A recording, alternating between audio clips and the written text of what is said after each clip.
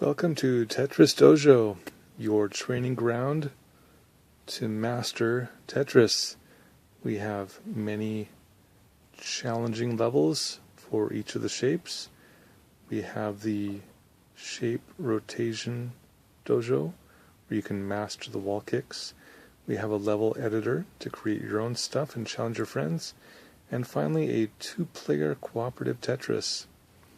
Let's jump in and see what we have. Here we have level 1, the first level. You can see here that we have only the yellow block. We see here a preview of what the map looks like. It's quite sparse, quite empty.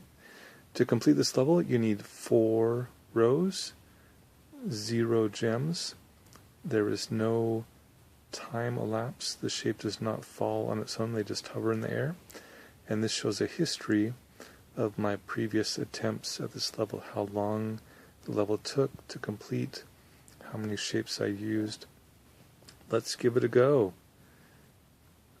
Alright, we see 2 shapes entering from the top.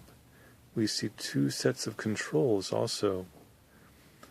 Let's move one of the shapes around by tapping on these controls up top. Sometimes I will ask a friend or one of my kids to play with me, and they will control this end, and then I will control the other end, and 2 shapes at once are being controlled in the puzzle. In this simplest puzzle of all, you can easily control both shapes on your own and become familiar with how things are moved around. As the last shape goes into the opening, you'll see a window appear that flashes what the requirements are. It'll show lines completed, 2 out of 4. So let's see if we can catch that. 2 out of 4. Very good. So let's go ahead and fill in the other 2 rows that we need to complete the level. If, as you're playing, you might say, oops, I accidentally dropped there. It's alright, keep on trying. The first level is to become familiar with the controls. Super easy, almost no challenge at all. And here we see that we have completed the objective, and we get a congratulations, some pretty colors flash. Excellent. That is the puzzle. You can advance and try the next one. You see the preview is now different. Lots of fun. Alright, in each shape there's around 25 levels.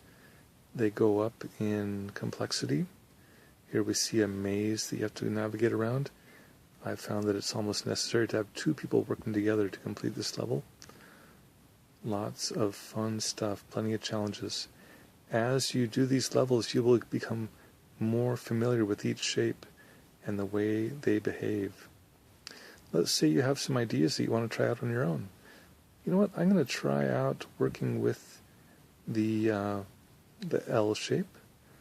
So I will disable the other shapes here. I'm going to set the objective to a single sparkle, 0 rows. Alright, let's go ahead and fill up a row, put a single sparkle in there, and let's finish the row with some other color. Perfect. Now I will tap up here in the upper left to save it on the green button there. It's now been saved. I have my objective, I have my shape. Let's give it a try. So I'm going to rotate the shape, move it over into place, drop it in. I've met my objective and I win. That is how you can create your own level and challenge a friend to try it out. Excellent. Now let's look at the 2-player cooperative. Once again, you can see how your friend will be rotating a shape there and moving them around. And at the same time, you are rotating your shape and moving it around. And you work together to play the traditional Tetris. Isn't that fun? And then finally, we have the wall kick dojo. You might think, what is a wall kick? What are you talking about? Well, a wall kick is where, as a shape rotates, there's a place that it's going to occupy after it rotates. You see the little black dot? That's the center of rotation. As I rotate to the right or clockwise, the shape will fill in where that shadow is. A wall kick comes into play if we block that spot.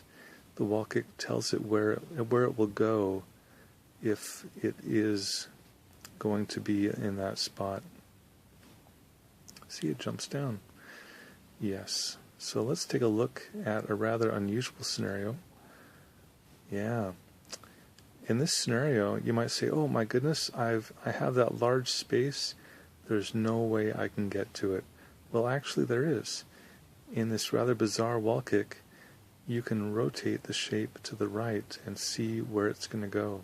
You might say, you know what, that's rather obscure. How can I learn where those are? Well, you can actually ask the dojo to not show the first few wall kicks and only show you the most tricky one. Now, as you rotate, it shows you where that most complicated wall kick will be. Not only for the S shape, let's try it with the L. The L shape also has that rather bizarre looking shape.